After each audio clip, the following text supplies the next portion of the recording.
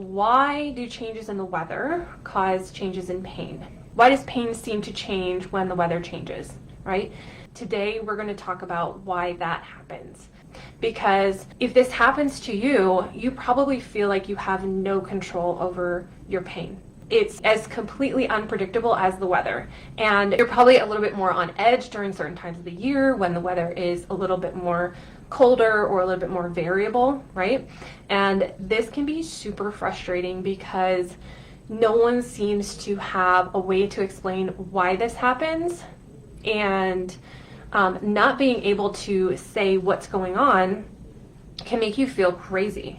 So what you want is you want to be able to wake up each morning and not have stress about your pain getting worse because of something you heard on the morning weather report. Number one, you want your pain to be more predictable, right? And number two, you want to know why all this is going on to begin with.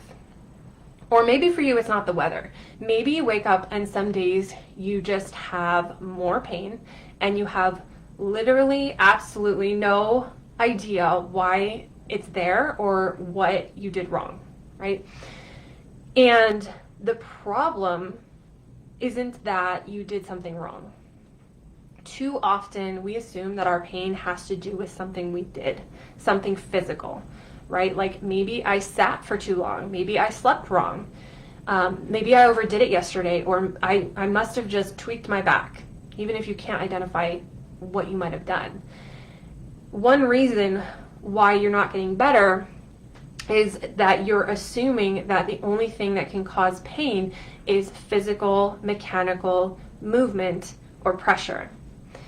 Now, I have a client right now who is starting to realize that there are, in fact, many different variables that are causing pain, and that the response to pain has to differ based on the thing or things that cause the pain. So in the past, this client would always assume the pain meant they tweaked their neck.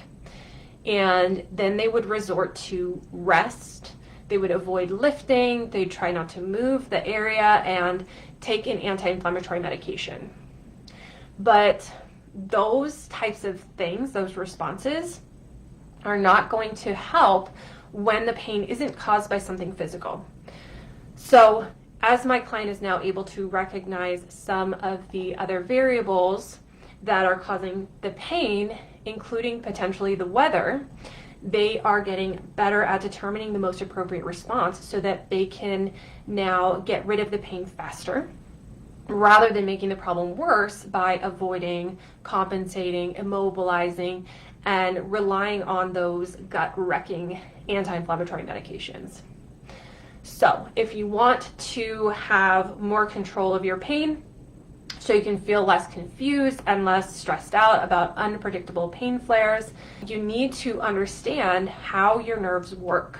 You need to understand the neuroscience of pain so that you can then respond appropriately.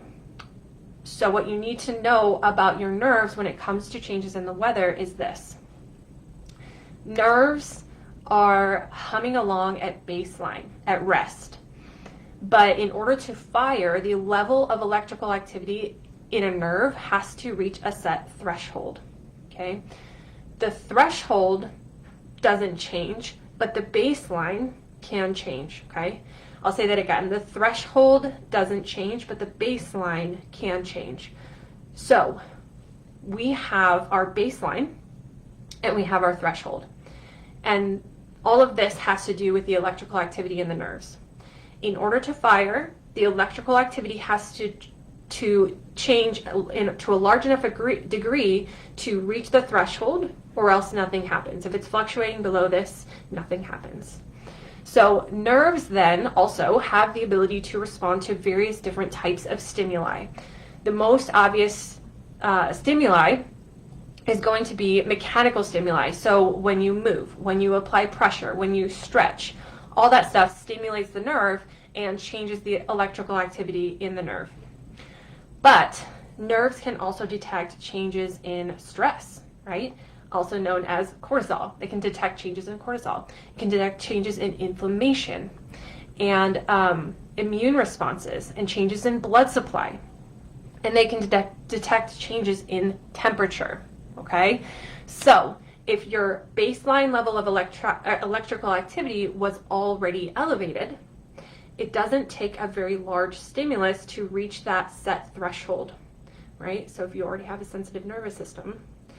So when the weather changes, your nerve detects that, and if it was enough of a stimulus to reach the threshold, the nerve fires, and then it passes its danger message up to the spinal cord, which then gets passed up to the brain. And the brain hears the same thing that it always hears. It hears there's something dangerous going on in your back or in your sciatic nerve or in your neck, right? Wherever that message is coming from. Now, the way that you feel is the same as how you feel when you overdo it physically, but you didn't overdo it physically. What that nerve is telling you is that it's cold or it's rainy, or maybe maybe it's even hot, but there was some change in the weather. The nerve was able to pick up on those changes in the weather, and if the baseline level of electrical activity in the nerve is already elevated, that change in the weather can be enough of a stimulus to get that nerve to fire. Now, how you respond to pain when it's caused by changes in the weather should look different than how you respond to pain that's caused by overdoing it physically. So hopefully this is making sense to you. If you want to learn more about this topic, you have more interest in this or want to learn more, I have a whole lesson on this stuff in my program, the Chronic Pain Breakup Method, that dives really deep into this topic. And I will teach you how to recognize the various stimuli that are causing your pain or amplifying your pain, and then how to respond appropriately. So if your pain seems to come and go for seemingly no reason, if it gets worse with stress, or if it gets worse with changes in the weather, or it gets worse when you sit for too long, or first thing in the morning when you wake up, or it seems to move around from place to place in your body, book a discovery call with me today, and we can talk about how you can learn better ways to address your pain, because your pain is likely caused by some changes in the nervous system. If you want to learn about all of those changes in the nervous system and get in control of your pain so you can feel less like your pain is in control of your life, schedule that call with me today. I will leave a link below in the description, so it will be super easy for you to get that all set up. Okay? Awesome. Thank you for watching, and let me know one thing that you learned in the comments below, and I will see you next time.